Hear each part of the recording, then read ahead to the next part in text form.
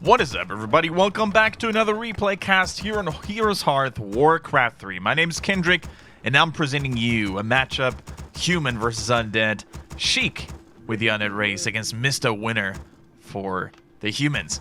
A Russian derby, if you will, both players hailing from the same country, and boy oh boy, we're going to Amazonia, one of my favorite maps to personally watch, cast, and observe when it comes to this matchup in particular, because there's a high chance of the human player fast expanding, and when humans fast expand against undeads, oh baby, are we going to be in a treat here, because that means relentless aggression by the undead players, especially if they play standard.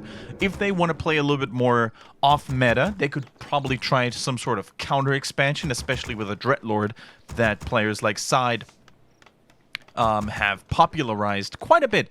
We actually see more and more people in the recent times really just shifting away from the standard undead meta, you know, not just in the human undead matchup, but also in other matchups, like against Night Elves, for example. We see a couple of DK openings, even DK ghouls, and then transitioning into gargoyles, for example. So the undead meta, I think, is far from being stale. People really have decided to move away from the standard happy-esque approach. Just going Fiends DK all the time, you know, against every race all the time. So yeah, what we're going to see here from the two Russians, we're going to find out in a bit. We see the Archmage first, no surprise coming in here, and we do indeed see a Ghoul opening with a very aggressive positioning on the Crypt. I like that a lot, actually. And the DK coming out. Of course, early DK, you still want to do that even if you plan on going Fiends, simply because you can cripple the humans' efforts early with the creeping and the XP acquisition. You can just cripple that. So hardcore. By the way, this game was submitted by one of the players. It seems to have been a ladder match, which is why we're currently in the perspective of Misterwinner. No observers in this game, sadly, so for now we're just gonna have to go with uncovered maps and no fog of war. Hope you guys still don't mind about that too much, though. Acolyte, of course, scouting Acolyte. Is he gonna get that last hit? No, he's not. The Archmage getting that juicy Wizard XP. Getting the claws as well, very nice, actually. With an Archmage, ideally, you want to find all sources of intelligence, but also claws work really well to keep pesky DK harasses, you know, at bay. The more auto attacks you land on the DK consistently, the less he can harass and dive deep to summon skellies. So that is certainly a nice pickup here. In the meantime, we see Sheik with a little bit of aggressive creeping down in the bottom half of the map as well. He finds a Mantle of Intelligence +3, so the Death Knight 2 couldn't be happier about this pickup.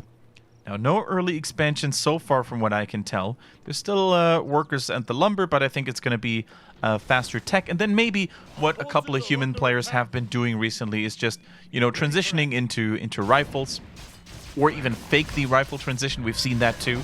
I think Johnny Cage was doing it even in one of our earlier replay cast episodes, where basically the human players, they recruit one rifle, and then the opposing player might think, he's going rifles. We're probably going to build something around it, only to then for the human players to transition into Spellbreakers or other units, or Knights even at some point. So let's see what Misterwinner has to offer. Personally, I haven't seen many games from Misterwinner. I've seen a little bit more from Sheik, of course. He's an avid participant in some of the most frequent weekly cups, the ESL Cups. For example, I used to be participating in the Rising Star Cup by Back to Warcraft. So Sheik is definitely very active at the moment. So let's see. Both players meet each other in the middle near the tavern. Fiend now in the mix as well, but one Fiend against this number of footies can't do it. Can't really achieve much. I'm not sure if the shield upgrade was researched, by the way. The Archmage, by the way, with 2 claws. So 1 claw on each hand, going a dual wield into this, really. 2 fist weapons. That was always my dream in World of Warcraft when I played my Enhancer Shami. Having 2 fist weapons. There is nothing more stylish you can achieve in your World of Warcraft equipment life than going double fist. Nice steal here, by the way. Easy peasy with that coil. Might even get the water elemental as the icing on the cake. Huge XP burst now. Big step towards level 3 for the DK. But now has, of course, to once again do a little bit of run and gun. Hide and seek.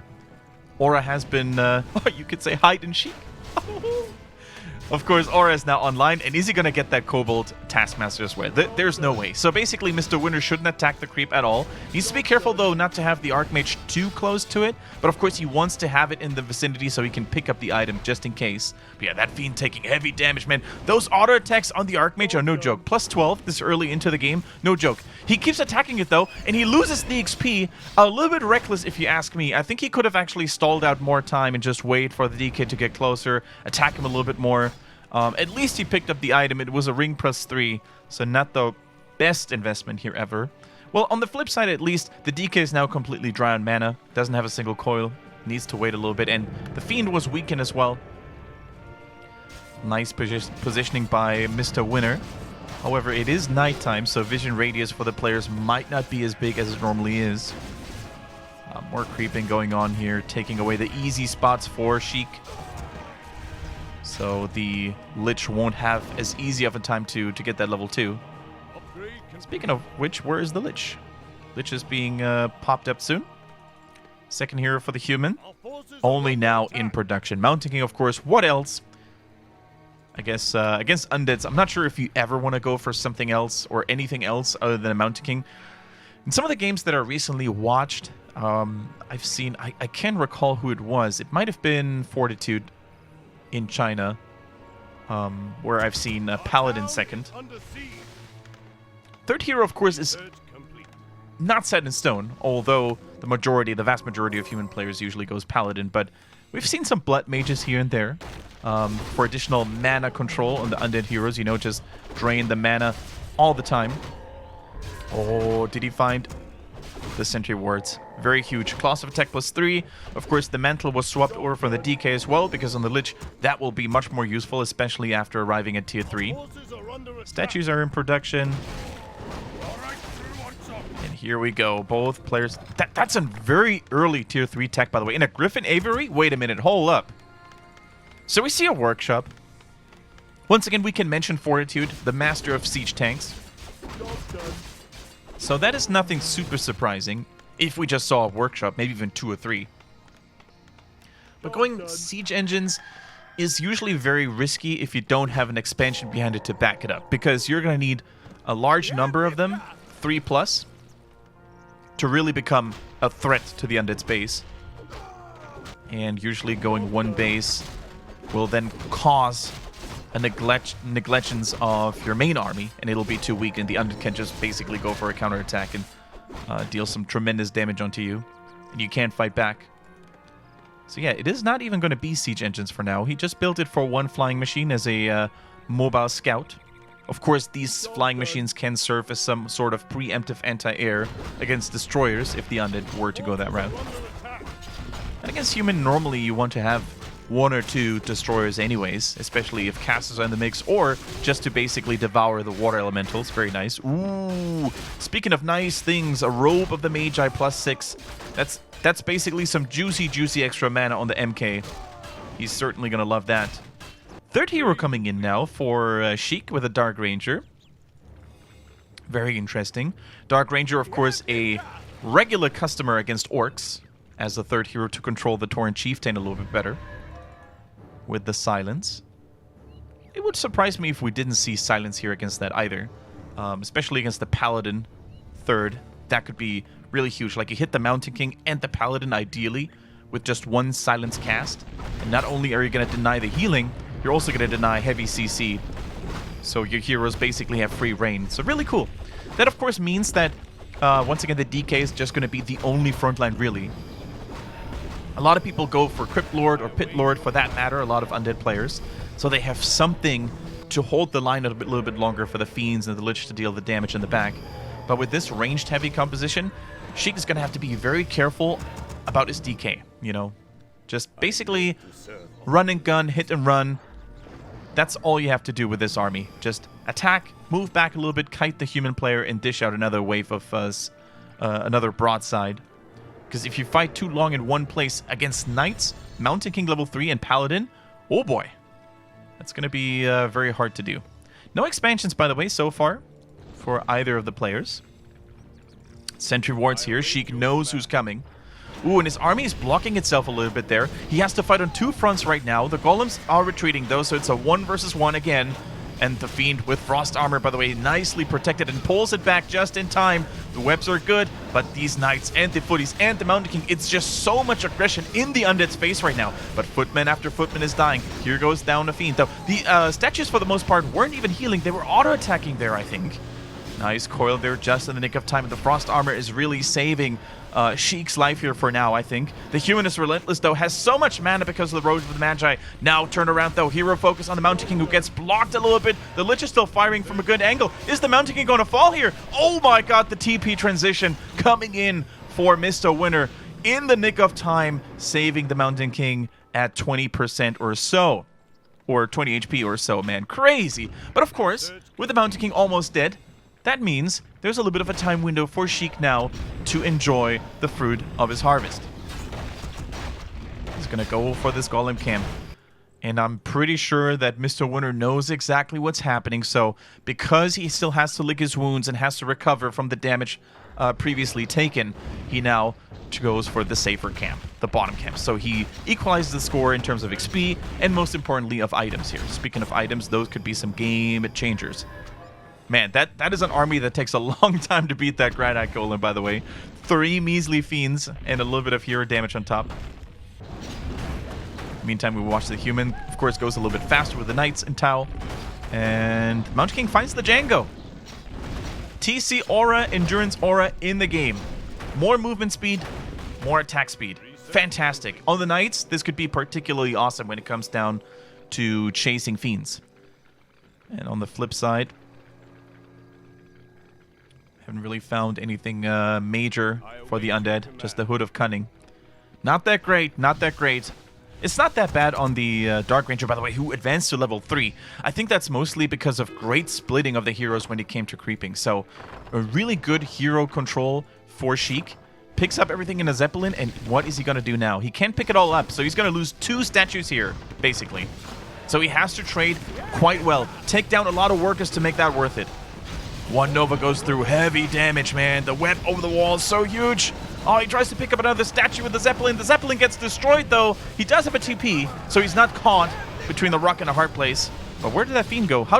Wait, how did that Fiend even end up there? He must have unloaded by mistake. Buys another one, though. Oh, he buys the second Zeppelin. Maybe Misterwinner could have done that to steal it away. And so many workers have died. The tower is dead now as well. Only a couple of peasants are left safe. And Misterwinner, he can't... Like, even now, Sheik can just TP out. Sheik, if things turn really south, he can just TP out. So, I think the Mountain King has to stun the DK. Oh, he didn't do that, though. He couldn't do it in time. If he had continued to stun the DK to prevent the TP, that would have been insane. That would have been so good. Oof. The human player is swimming, guys. The human player, after taking this much economic damage, is swimming right now. No lumber income at all. Only the gold mine is working. Builds in another scout tower with an ivory tower from the shop. Let's take a look at the resources here. Once again, shoutouts to Pat with a beautiful W3 booster overlay. So good right now. You can see it here. 5 workers left on the top right. Oh boy, and the Undead, of course, Sheik, he's mining fully. He's getting the lumber in. At this point, Sheik can choose between 2 routes. He can drop back into the human base and finish what he started. He could even go for an expansion at this point with such a big advantage and play it safe, you know, and choke his opponent down like a boa constrictor. Slowly and painfully, he could do that. No, I think in classic aggressive fashion for the Undead, he's going to try to end it right here, right now. Misterwinner drops the stun on a Fiend. Can he even go for the Fiends anymore? Looks like he can. The Paladin in trouble, though. Does he have Divine Shield? No, he does not. He didn't cast it in time. Misterwinner overwhelmed with how much he has to do right now. Kills another Fiend, though. Can he still turn it around with so much focus on the Paladin early? No. The Archmage says goodbye. And in one swift blow, it is going to be the win for the Undead. Only the Mountain King left. Some Fiends are falling, but he's got nothing left. GG is called. And the Undead Sheik, probably the favorite on paper in this matchup anyways. still takes it after some heated battles there, really. The first couple of encounters looked pretty good for the human player, but at some point he just got overwhelmed. And I feel like with a little bit better of hero control, maybe stunning the DK earlier in the back of his base and then taking a little bit better care of his paladin, he could have achieved more. But either way, it was a fun game. It was cool to see the aggression from Sheik coming in with the Zeppelin. I'm always down for some fancy Zeppelin play. It reminds me of the good old days, and also reminds me of StarCraft 2, since I'm a Protoss at heart, the War Prison plays. I love it. Hope you guys enjoyed it too, and if you did, feel free to let us know by dropping a thumbs up or leaving a subscription on the channel. There will be much more Warcraft 3 content coming your way in the future, so feel free to support us, and see you guys again on the next video. Have a great day.